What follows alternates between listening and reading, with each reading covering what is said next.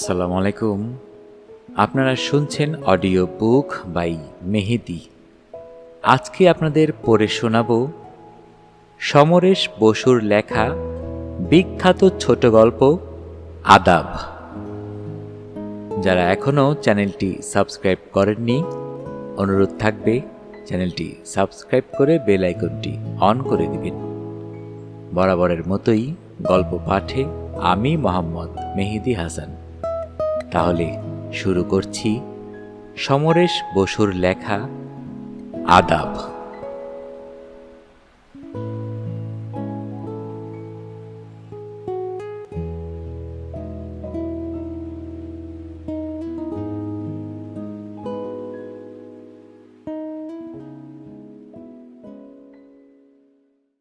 রাত্রির নিস্তব্ধতাকে কাঁপিয়ে দিয়ে মিলিটারি টহলদার গাড়িটা একবার ভিক্টোরিয়া পার্কের পাশ দিয়ে একটা পাক খেয়ে গেল। শহরে 144 ধারা আর কারফিউ জারি হয়েছে।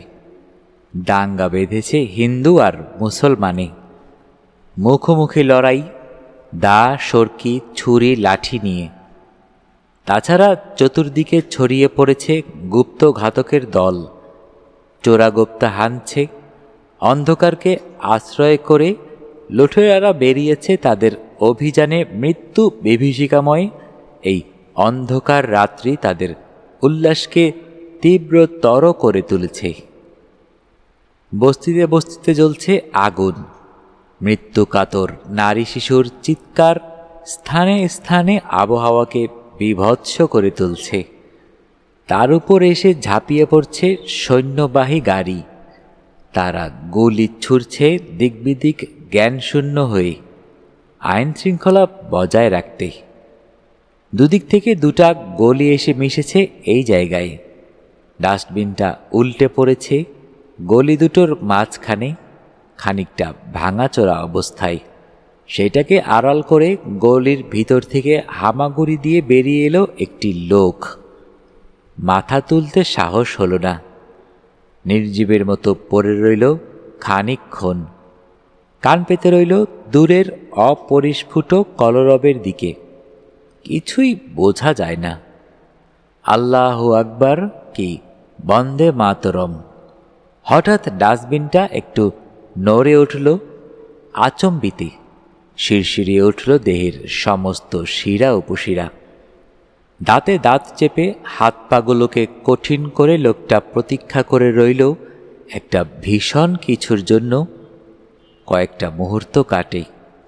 নিশ্চল নিস্তব্ধ চারিদিক।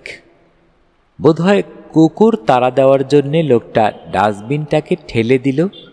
একটু খানিকক্ষণ চুপচাপ, আবার নড়ে উঠল ডাস্টবিনটা। ভয়ের সঙ্গে এবার একটু কৌতূহল হলো। আস্তে আস্তে মাথা তুলল লোকটা। ওপাশ থেকেও উঠে এলো ঠিক তেমনি একটি মাথা মানুষ। ডাস্টবিনের দুই পাশে দুটি প্রাণী, নিষ্পন্দ, নিশ্চল। হৃদয়ের স্পন্দন তালহারা ধীর। স্থির চারটে চোখের দৃষ্টি ভয়ে, সন্দেহে, উত্তেজনায় তীব্র হয়ে উঠেছে। কেউ কাউকে বিশ্বাস করতে পারছে না। উভয়ে উভয়কে ভাবছে খুনি। চোখে চোখ রেখে উভয়ই একটা আক্রমণের জন্য প্রতীক্ষা করতে থাকে। কিন্তু খানিকক্ষণ অপেক্ষা করেও কোনো পক্ষ থেকেই আক্রমণ এলো না। এবার দুজনের মনেই একটা প্রশ্ন জাগল, হিন্দু না মুসলমান? এই প্রশ্নের উত্তর পেলেই হয়তো মারাত্মক পরিণতিটা দেখা দেবে। তাই সাহস করছে না কেউ কাউকে সে কথা জিজ্ঞেস করতে। প্রাণভীত দুটি প্রাণী পালাতেও পারছে না, ছুরি হাতে আততায়ীর ঝাঁপিয়ে পড়ার ভয়ে। অনেকক্ষণ এই সন্দিহান ও অস্বস্তিকর অবস্থায় দুজনেই অধৈর্য হয়ে পড়ে। একজন শেষ অবধি প্রশ্ন করে ফেলে, হিন্দু না মুসলমান? আগে তুমি কও। অপর লোকটি জবাব দেয়। পরিচয়কে স্বীকার করতে উভয়েই নারাজ। সন্দেহের দোলায় তাদের মন দুলছে। প্রথম প্রশ্নটা চাপা পড়ে, অন্য কথা আসে।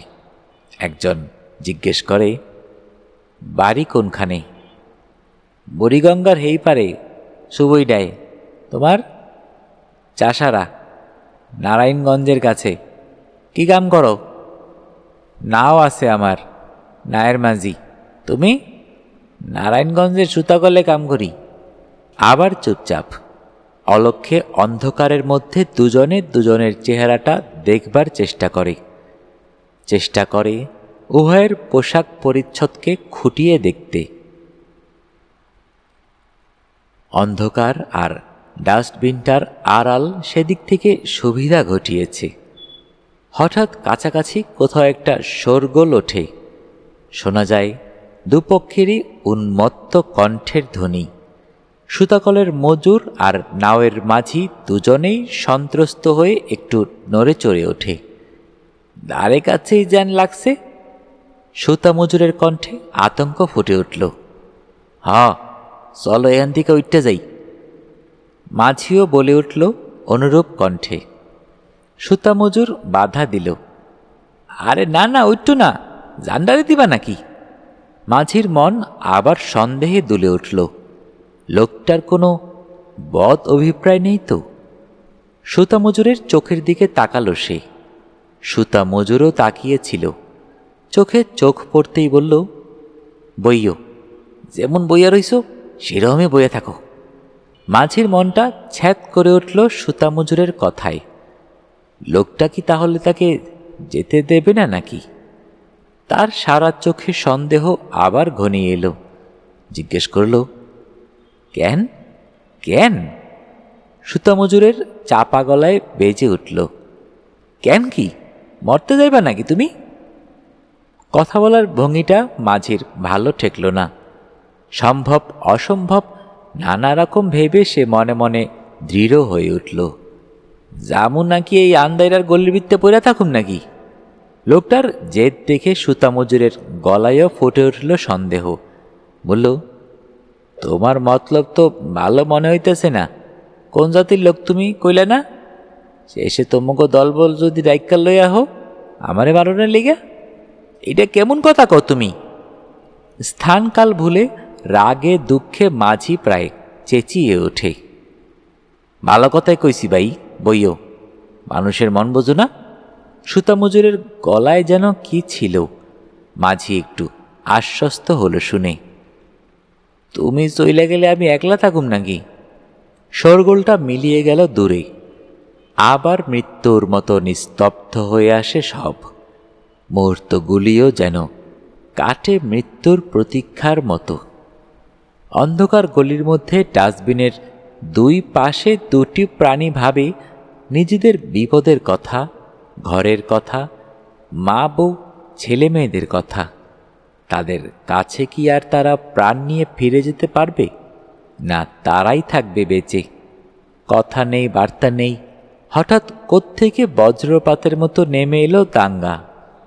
এই হাটে বাজারে দোকানে এত হাসাহাসি, কথা কওয়া কই, আবার মুহূর্ত পরেই মারামারি, কাটাকাটি, একেবারে রক্তগঙ্গা বইয়ে দিল সব। এমনভাবে মানুষ নির্মম নিষ্ঠুর হয়ে ওঠে কি করে? কি অভিশপ্ত জাত! সুতা মজুর একটা দীর্ঘ নিঃশ্বাস ফেলল। দেখা দেখি মাঝিরও একটা নিঃশ্বাস পড়ে। বিড়ি খাইবা? সুতা মজুর পকেট থেকে একটা বিড়ি বের করে বাড়িয়ে দিল মাঝির দিকে। মাঝি বিড়িটা নিয়ে অভ্যাস মতো দু একবার টিপে কানের কাছে বার কয়েক ঘুরিয়ে চেপে ধরল ঠোঁটের ফাঁকে। সুতা মজুর তখন দেশলাই জ্বালাবার চেষ্টা করছে। আগে লক্ষ্য করেনি জামাটা কখন ভিজে গেছে। দেশলাইটাও গেছে সে দিয়ে। বার কয়েক খসখস শব্দের মধ্যে শুধু এক আধটা নীলচে ঝিলিক দিয়ে উঠল। বারুদ ঝরা কাঠিটা ফেলে দিল বিরক্ত হয়ে। আলার মেজবাতিও গেছে সেতাইয়া। আর একটা কাঠি বের করল সে। মাঝি যেন খানিকটা অসবুর হয়েই উঠে এলো সুতা মজুরের পাশে। আরে জ্বলবো জ্বলবো, দাও দেখিনি, আমার কাছে দাও। সুতা মজুরের হাত থেকে দেশলাইটা সে প্রায় ছিনিয়েই নিল। দু একবার খসখস করে সত্যিই সে জ্বালিয়ে ফেলল একটা কাঠি। সুবহানাল্লাহ, নাও নাও, ধরাও তাড়াতাড়ি। ভূত দেখার মতো চমকে উঠল সুতা মজুর। টেপা ঠোঁটের ফাঁক থেকে পড়ে গেল বিড়িটাও। তুমি? একটা হালকা বাতাস এসে যেন ফু দিয়ে নিভিয়ে দিল কাঠিটা। অন্ধকারের মধ্যে দুজোড়া চোখ অবিশ্বাসে উত্তেজনায় আবার বড় বড় হয়ে উঠল। কয়েকটা নিস্তব্ধ পল কাটে। মাঝি চট করে উঠে দাঁড়ালো, বলল, হা, আমি মুসলমান, কি হইছে? সুতা মজুর ভয়ে ভয়ে জবাব দিল, কিছু হয় নাই, কিন্তু মাঝির বগলের পুটুলিটা দেখিয়ে বলল, ওইটার মধ্যে কি আছে? পোলা মাইয়ার লেগা 2টা জামা আর একখানা শাড়ি। কাইলামগো ঈদের পরব, জানো? আর কিছু নাই তো? সুতা মজুরের অবিশ্বাস দূর হতে চায় না। মিথ্যা কথা কইতেছি নাকি? বিশ্বাস নয় দেখো। পুটলিটা বাড়িয়ে দিল সে সুতা মজুরের দিকে। আরে না না ভাই, দেখুম আর কি। তবে দিনকালটা দেখছো তো, বিশ্বাস করন যায়? তুমি কও। এই তো হক কথাই। ভাই, তুমি কিছু রাগো টাকো নাই তো? ভগবানের কি রাখইরা কইতে পারি, একটা শুইও নাই। পরান্ডা লইয়া এখন ঘরের পোলা পিরা যাইতে পারলে হয়। সুতা মজুর তার জামা কাপড় নেড়ে চেড়ে দেখায়। আবার দুজনে বসল পাশাপাশি। বিড়ি ধরিয়ে নীরবে বেশ মনোযোগ সহকারে দুজনে ধূমপান করল খানিকক্ষণ। আচ্ছা, মাঝি এমনভাবে কথা বলে যেন সে তার কোনো আত্মীয় বন্ধুর সঙ্গে কথা বলছে। আচ্ছা, আমারে কইতে পারো নি এই মায়ের 2 কাটাকুটি কি এর লেগা? সুতা মজুর খবরের কাগজের সঙ্গে সম্বন্ধ রাখে। খবরাখবর সে জানে কিছু। বেশ একটু উচ্চকণ্ঠেই জবাব দিল সে, দোষ তো তোমাগই লিগলাগই, তারাই তো লাগাইছে এই কিয়ের সংগ্রামের নাম কইরা। মাঝি একটু কটূক্তি করে উঠল, এইসব আমি বুঝি না। আমি জিগাই মারামারি কইরা হইব কি? তোমগো দুগা লোক মরব, আমগো দুগা মরব, তাতে দেশের কি উপকারটা হইব? আরে আমিও তো এই কথাই কই, হইব আর কি? হইব আমার এই কলাটা। হাতের বুড়ো আঙ্গুল দেখায় সে। তুমি মরবা, আমি মরুম, আর আমগো পোলামাইয়াগুলি ভিক্ষা করে বেড়াইব। এই গেল সনের রায়টে আমার ভগ্নিপতিরে কাইটটা 4 টুকরা কইরা মারলা। ফলে বই নইল বিধবা, আর তার পোলামাইয়ারা আইয়া পড়ল আমার গাড়ির ওপর। কই কি আর সাধে? নেতারা এই 7 তলার ওপর পায়ের ওপর পা দিয়া হুকুম জারি করে বইয়া রইল, আর হালার মরতে মরলাম আমরাই। মানুষ না, আমরা যেন কুত্তার বাচ্চা হইয়া গেছি, নাইলে এমন কামড়া কামড়িটা লাগে কেম ভাই? নিষ্ফল ক্রোধে মাঝি 2 হাত দিয়ে হাঁটু দুটোকে জড়িয়ে ধরে। হা, আমগো কথা ভাবে গেডা? এই যে দাঙ্গা বাঁধল, অহন দানা জুড়াইব কোন সম্বন্ধী? নাওটা রেখি আর ফিরা পামো? বাদামতলির গাডে কোন অতলে ডুবাই দিছে তারে, তার ঠিক কি? জমিদার রূপবাবুর বাড়ির নায়েব মশাই প্রত্যেক মাসে একবার করে আমার নায়ে যাইত। নৈরার চরে কাছারি করত। বাবু রাত যেন হজরতে রাত। বকশিস দিত 5, নায়েবে কেরায়া দিত 5, একুনে 10 টাকা। তাই আমার মাসের কোরাকি জুইটাই তো হেই বাবু। আর কি হিন্দু বাবু আইব আমার নায়ে? সুতা মজুর কি বলতে গিয়ে থেমে গেল। একসঙ্গে অনেকগুলি ভারী বুটের শব্দ শোনা যায়। শব্দটা যেন বড় রাস্তা থেকে গলির অন্দরের দিকেই এগিয়ে আসছে। সে বিষয়ে আর সন্দেহ নেই। শঙ্কিত জিজ্ঞাসা নিয়ে উভয়ে চোখাচোখি করে। কি করব? মাঝি তাড়াতাড়ি পুটলিটাকে বগল দাবা করে। চলো পলাই, কিন্তু যামু কোন দিকে? শহরের রাস্তাঘাট তো ভালো চিনি না। মাঝি বলল, চলো যেদিকে হোক, মিশামিশি পুলিশের মায়ের খামু না। ওই ড্যামনাগো বিশ্বাস নাই। হ, ঠিক কথাই কইস। কোন দিকে যাইবা কও? আইয়া তো পড়ল এই দিকে। গলিটার যে মুখটা দক্ষিণ দিকে চলে গেছে, সেই দিকে পথ নির্দেশ করল মাঝি। বলল, চলো, কোনো গতিকে একবার যদি বাদাম তুলে গাটে গিয়ে উঠতে পারি, তাইলে আর ডর নাই। মাথা নিচু করে মোড়টা পেরিয়ে ঊর্ধ্বশ্বাসে তারা ছুটল, সোজা এসে উঠল একেবারে পাটুয়াটুলি রোডে। নিস্তব্ধ রাস্তা ইলেকট্রিকের আলোয় ফুটফুট করছে। দুজনেই একবার থমকে দাঁড়ালো। ঘাপটি মেরে নেই তো কেউ, কিন্তু দেরি করারও উপায় নেই। রাস্তার এমোর ওমোর একবার দেখে নিয়ে ছুটল সোজা পশ্চিম দিকে। খানিকটা এগিয়ে এমন সময় তাদের পিছনে শব্দ উঠল ঘোড়ার খুরের। তাকিয়ে দেখল অনেকটা দূরে একজন অশ্বারোহী এদিকেই আসছে। ভাববার সময় নেই। বাপাশে মেথর যাতায়াতের সরু গলির মধ্যে আত্মগোপন করল তারা। একটু পরেই ইংরেজ অশ্বারোহী রিভলভার হাতে তীব্র বেগে বেরিয়ে গেল, তাদের বুকের মধ্যে অশ্বক্ষুর ধ্বনি তুলে দিয়ে। শব্দ যখন চলে গেল অনেক দূরে, উকি ঝুঁকি মারতে মারতে আবার তারা বেরোল। কিনারে কিনারে চলো, সুতামজুর বলে। রাস্তার ধার ঘেঁষে সন্ত্রস্ত দ্রুত গতিতে এগিয়ে চলে তারা। খাড়াও, মাঝি চাপা গলায় বলে। সুতামজুর চমকে থমকে দাঁড়ায়। কি হইল? এইদিকে আইও। সুতামজুরের হাত ধরে মাঝি তাকে একটা পানবিড়ির দোকানের আড়ালে নিয়ে গেল। এদিকে দেখো। মাঝির সংকেত মতো সামনের দিকে তাকিয়ে সুতামজুর দেখল প্রায় 100 গজ দূরে একটা ঘরে আলো জ্বলছে। ঘরের সংলগ্ন উঁচু বারান্দায় 10-12 জন বন্দুকধারী পুলিশ স্থানুর মতো দাঁড়িয়ে আছে, আর তাদের সামনে ইংরেজ অফিসার কি যেন বলছে অনর্গল, পাইপের ধোয়ার মধ্যে হাত মুখ নেড়ে। বারান্দার নিচে ঘোড়ার জিন ধরে দাঁড়িয়ে আছে আরেকটি পুলিশ। অশান্ত চঞ্চল ঘোড়া কেবলই পা ঠুকছে মাটিতে।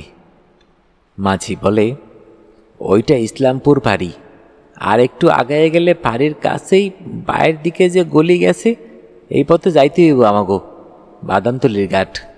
সুতামজুরের সমস্ত মুখ আতঙ্কে ভরে উঠল। তবে তাই কইতাছি, তুমি থাকো, ঘাটে গিয়ে তোমার বিশেষ কাম হইব না। মাঝি বলে, এইটা হিন্দু গো আস্তানা, আর ইসলামপুর হইল মুসলমান গো। কাইল সকাল ওইটা বাড়ির যাইবাগা। আর তুমি? আমি যাইগা। মাঝির গলা উদ্বেগে আর আশঙ্কায় ভেঙে পড়ে। আমি পারুম না ভাই থাকতে। আইজ 8 দিন ঘরের খবর জানি না, কি হইল না হইল আল্লাহ জানে। কোনো রকম কইরা গলিতে ঢুকতে পারলি হইল, নৌকা না পাই সাঁতরাইয়া পারমু বোরিঙ্গা। আরে না না মিয়া, করো কি? উৎকণ্ঠায় সুতামজুর মাঝির কামিজ চেপে ধরে। কেমনে যাইবা তুমি? হ্যাঁ? আবেগ উত্তেজনায় মাঝির গলা কাঁপে। দৌড়ো না ভাই, যাইরা দাও। বোঝো না তুমি, কাইলিদ পোলা মাইয়ারা সব আইজ চান দেখছে। কত আশা করে রয়েছে তারা নতুন জামা পিনবো, বাপজানের কোলে চড়ব। বিবি চোখের জলে বুক বাসাইতেছে। পারুম না ভাই, পারুম না, মনটা কেমন করতাছে। মাঝির গলা ধরে আসে। সুতামজুরের বুকের মধ্যে টনটন করে ওঠে। কামিজ ধরা হাতটা শিথিল হয়ে আসে। যদি তোমায় ধরে ফেলায়? ভয় আর অনুকম্পায় তার গলা ভরে ওঠে। পারবো না ধরতে, ডরেও না। এইখান থেকে যা নৈট্য না যাই। বলুম না ভাই এই রাত্রির কথা, নসিবে থাকলে আবার তোমার লগে মোলাকাত হইব। আদাব। আমি বলুম না ভাই, আদাব। মাঝি চলে গেল পা টিপে টিপে। সুতামজুর বুক ভরা উদ্বেগ নিয়ে স্থির হয়ে দাঁড়িয়ে রইল। বুকের ধুকধুকুনি তার কিছুতেই বন্ধ হতে চায় না। উৎকর্ণ হয়ে রইল সে, ভগবান মাঝি যেন বিপদে না পড়ে। মুহূর্তগুলি কাটে রুদ্ধ নিঃশ্বাসী। অনেকক্ষণ তো হলো, মাঝি বোধহয় এতক্ষণে চলে গেছে। আহা, পোলামাইয়ার কত আশা, নতুন জামা পরবে, আনন্দ করে পরবে। বেচারা বাপজানের পরান্ত। সুতামজুর একটা নিঃশ্বাস ফেলে। সোহাগে আর কান্নায় বিবি ভেঙে পড়বে মিয়া সাহেবের বুকে। মরণের মুখ থেকে তুমি বাইচাইছো? সুতা মজুরের ঠোঁটের কোণে একটু হাসি ফুটে উঠল। আর মাঝি তখন কি করবে? মাঝি তখন ধক করে উঠল সুতা মজুরের বুক। বুট পায়ে কারা যেন ছুটোছুটি করছে, কি যেন বলা বলি করছে চিৎকার করে। ডাকু ভাগতা হ্যায়। সুতা মজুর গলা বাড়িয়ে দেখল পুলিশ অফিসার রিভলভার হাতে রাস্তার উপর লাফিয়ে পড়ল। সমস্ত অঞ্চলটার নৈশ নিস্তব্ধতাকে কাঁপিয়ে দুবার গর্জে উঠল অফিসারের আগ্নেয়াস্ত্র। গুরুম গুরুম, দুটো নীলচে আগুনের ঝিলিক। উত্তেজনায় সুতা মজুর হাতের একটা আঙুল কামড়ে ধরে। লাফ দিয়ে ঘোড়ার উপর উঠে অফিসার ছুটে গেল গলির ভিতর। ডাকুটার মরণ আর্তনাদ সে শুনতে পেয়েছে। সুতা মজুরের বিয়বল চোখে ভেসে উঠল মাঝির বুকের রক্তে তার পোলামাইয়ার, তার বিবির জামা শাড়ি রাঙা হয়ে উঠেছে। মাঝি বলছে, পারলাম না ভাই, আমার সাওয়ালরা আর বিবি চোখের পানিতে বাসব পরবের দিনে। দুশ্মনরা আমারে যাইতে দিল না তাগো কাছে।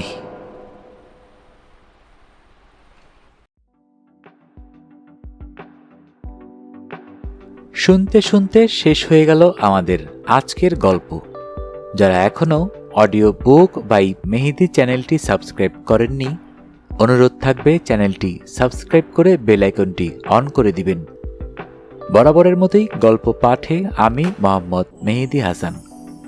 আপনাদের জ্ঞাতার্থে একটা কথা জানিয়ে রাখি, অনেকেই আমার গল্পগুলো শুনছেন, ভালো লাগছে আপনাদের, সেটা আপনাদের মন্তব্য এবং শেয়ার দেখে বুঝতে পারি। তবে আপনারা সাবস্ক্রাইব করছেন না, এটা কিন্তু খুবই দুঃখজনক ব্যাপার। অনেক কষ্ট করে আপনাদের জন্য গল্প উপহার দেওয়ার চেষ্টা করি। যদি ভালো লেগে থাকে তাহলে অবশ্যই বন্ধুবান্ধব এবং পরিবার পরিজনদের সবার সাথে শেয়ার করবেন এবং আমাকে সাপোর্ট করবেন। এবং অবশ্যই মনে করে সাবস্ক্রাইব করতে ভুলবেন না যেন। মন্তব্য করে আপনাদের মনের কথাগুলো আমাকে জানাবেন এবং কেমন গল্প শুনতে চান অবশ্যই আমাকে জানাতে পারেন। আপনাদের মন্তব্যই আমার চ্যানেলের মূল মন্ত্র। সবাই ভালো থাকবেন, সুস্থ থাকবেন এবং বেশি বেশি করে বই পড়বেন, কারণ বইয়ের চেয়ে ভালো বন্ধু আর হয় না।